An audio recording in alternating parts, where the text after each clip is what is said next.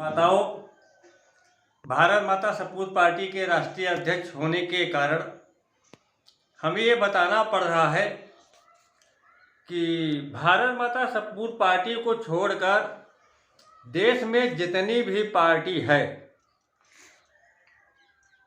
वो सब किसान विरोधी हैं, मजदूर विरोधी हैं और खुदरा व्यापारी और व्यापारी विरोधी हैं और बेरोजगार के विरोधी हैं। अब देखिएगा, जितनी भी राजनीतिक पार्टियां हैं, किसी को कोरोना बीमारी हटाना नहीं आ रहा है, किसी को कोरोना बीमारी हटाने के लिए सोच नहीं है, किसी को मुंह पर मास्क हटाने के लिए किसी राजनीतिक पार्टी के पास सोच नहीं है।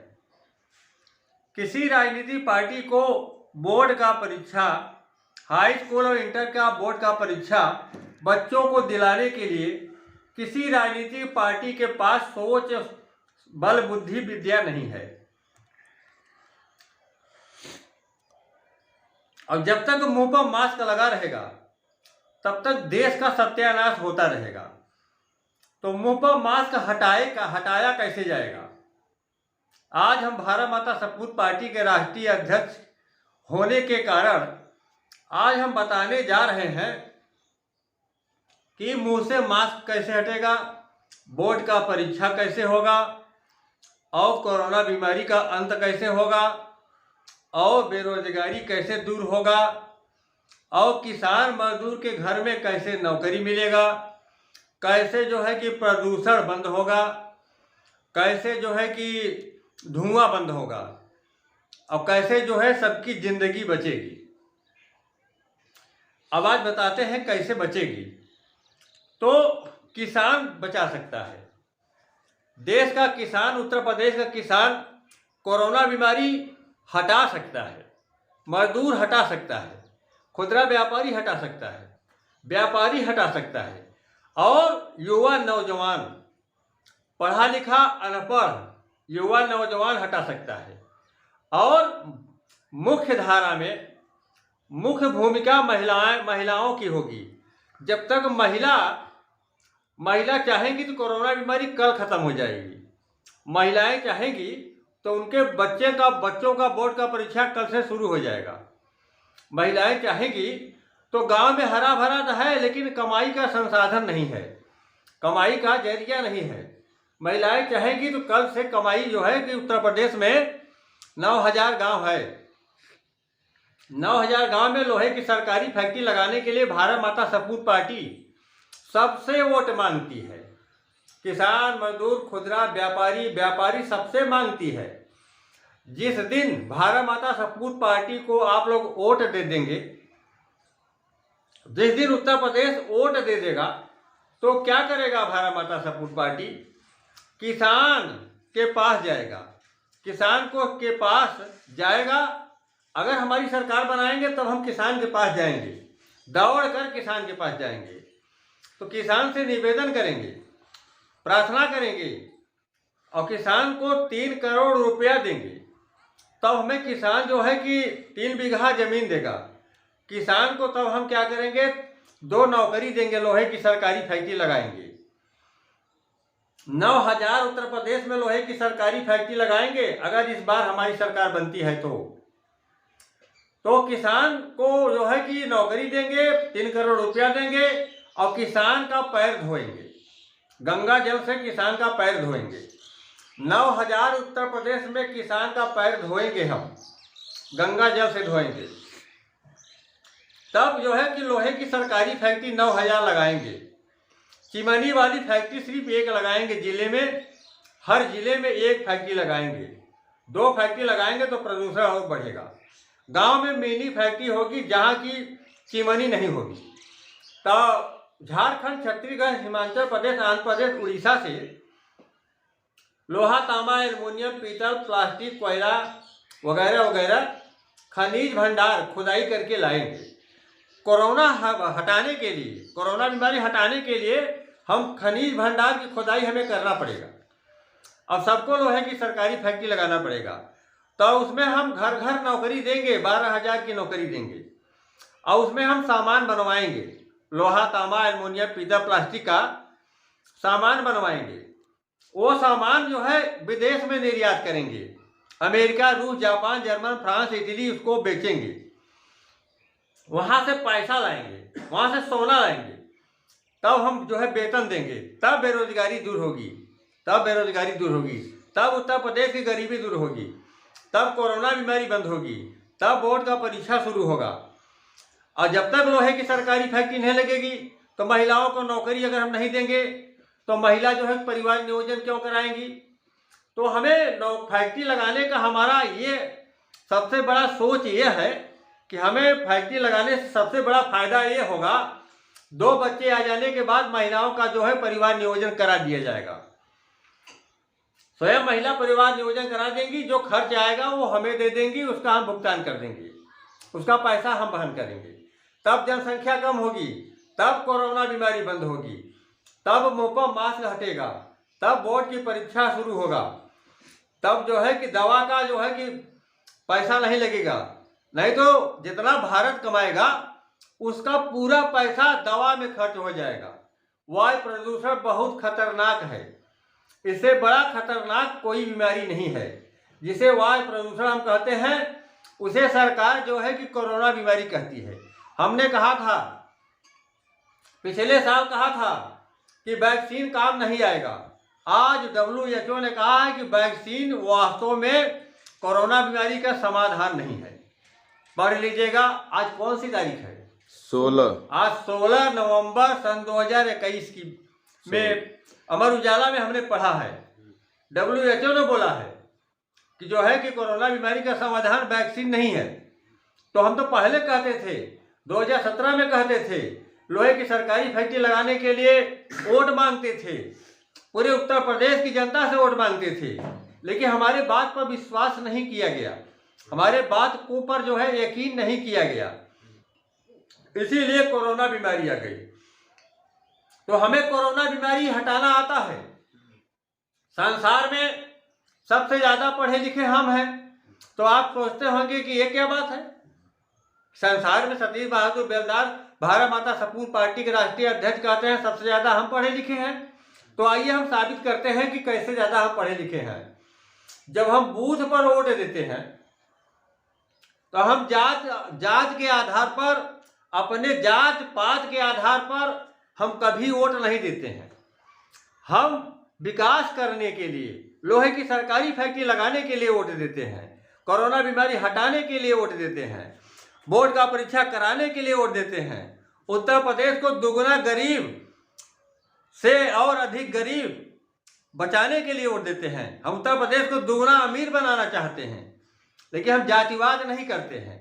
आज जातिवाद नहीं हुआ होता तो भारत माता सपूत पार्टी की सरकार आज होती, तो आज कोरोना बीमारी नहीं होती, बोर्ड की परीक्षा हो गई होती, और तो और प्रदेश पलायन पर रोक लगा दिया होता। प्रदेश जाते रहेंगे तो कोरोना बीमारी कभी बंद नहीं हो सकती है। पूरे भारत में गांव से लोग 25 करोड़ लोग गुजरात, मुंबई, दिल्ली जाते हैं, कोरोना बीमारी वहां बन जाती है। तो यह इसीलिए हमें रोकना पड़ रहा है। लोहे की सरकारी फैक्ट्री लगा देंगे, कोरोना बीमारी बंद हो जाएगी, गांव की जनता गांव को शिफ्ट में कर देंगे और शहर की जनता शहर में कर देंगे, तो कोरोना बीमारी कैसे हो जाएगी। हाँ, हम पढ़े लिखे बहुत हैं, इसीलिए कहते हैं कि हम जातिवाद नहीं करते हैं।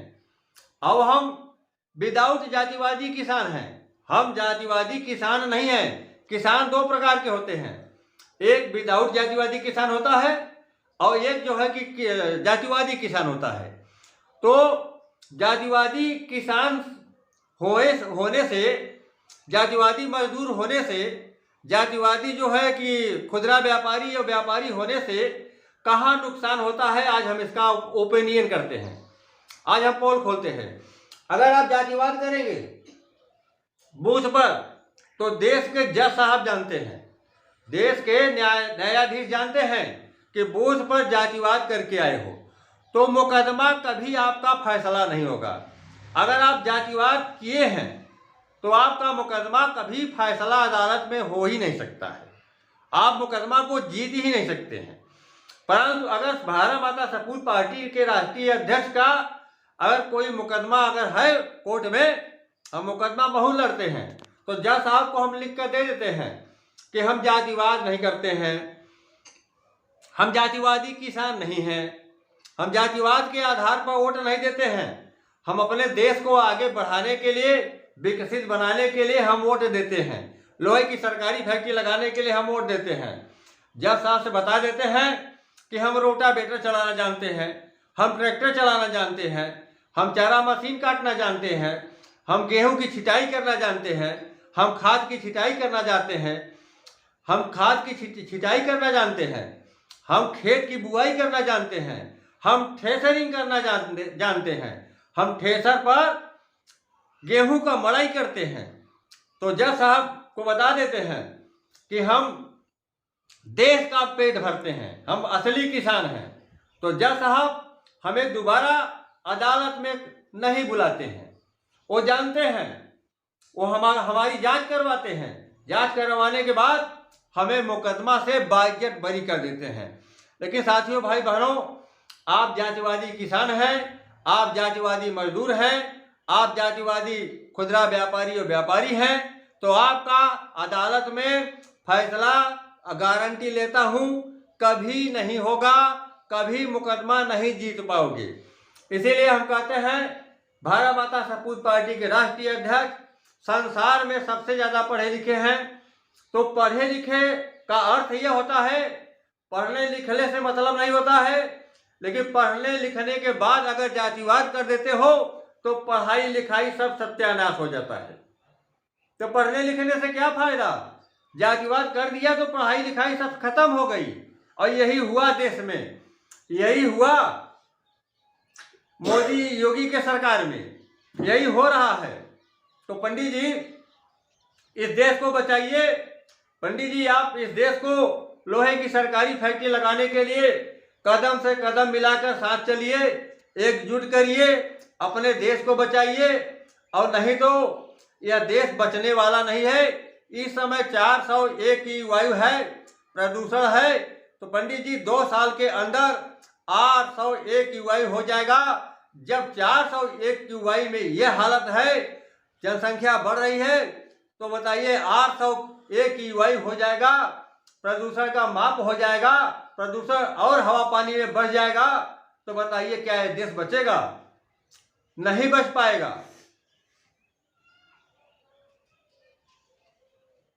तो जातिवाद जो नहीं करता है, जो असली किसान होता है, जज साहब जानते हैं वही असली भगवान होता है। तो सबको लोहे की सरकारी फैक्ट्री लगाने के लिए वोट देना चाहिए। सोच विचार कर इस बार वोट दीजिएगा।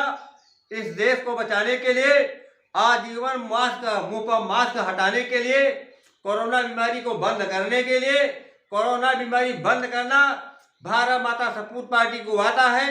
मुंह से मास्क हटाना भारत माता सपूत पार्टी को आता है। जनसंख्या नियंत्रण करना भारत माता सपूत पार्टी को आता है। हम 3 करोड़ महिलाओं को घर में नौकरी देंगे। 2 बच्चे आ जाने के बाद महिलाओं का परिवार नियोजन करवा देंगे। जनसंख्या कम हो जाएगी, कोरोना बीमारी हमेशा के लिए अलविदा हो जाएगी, हमेशा के लिए नष्ट हो जाएगी। इसके पहले कभी विश्वास मत करिएगा। जब तक मुंह पर मास्क लगा रहेगा तब तक समझिएगा कि कोरोना बीमारी गई नहीं है। जब तक 9000 लोहे की सरकारी फैक्ट्री उत्तर प्रदेश में नहीं लगेगी तब तक आजीवन मास्क नहीं हटेगा, मुंह से मास्क नहीं हटेगा, कोरोना बीमारी नहीं बंद होगी, बोर्ड की परीक्षा नहीं बंद होगी। और तो और दवा का पूरा जो है कि दवा खाना पड़ेगा, इतना ज्यादा दवा खाना पड़ेगा और उत्तर प्रदेश दुगना गरीब हो जाएगा। लोहे की सरकारी फैक्ट्री लगाने के लिए वोट दीजिए, आगे बढ़िए और अधिक शिक्षित बनिए और सोचिए। अगर आप लोग पढ़े लिखे हैं तो आज से जातिवाद बंद कर दीजिए, शिक्षा का महत्व बढ़ाइए। मोदी सरकार, योगी सरकार इस समय बोर्ड की परीक्षा बंद करा करके हाई स्कूल के बोर्ड की परीक्षा में जनसंख्या नियंत्रण करने के लिए निबंध बंद कर दिया है। जनसंख्या नियंत्रण करने के लिए 2 साल से निबंध लिखना बंद हो गया है।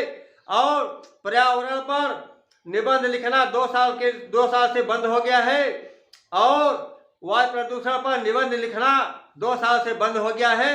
यह भाजपा सरकार देश की जनता के साथ साजिश कर रही है और सपा बसपा भाजपा कांग्रेस चारों लोग मिलकर देश की जनता के साथ साजिश रच रहे हैं। इस साजिश से सावधान रहिएगा।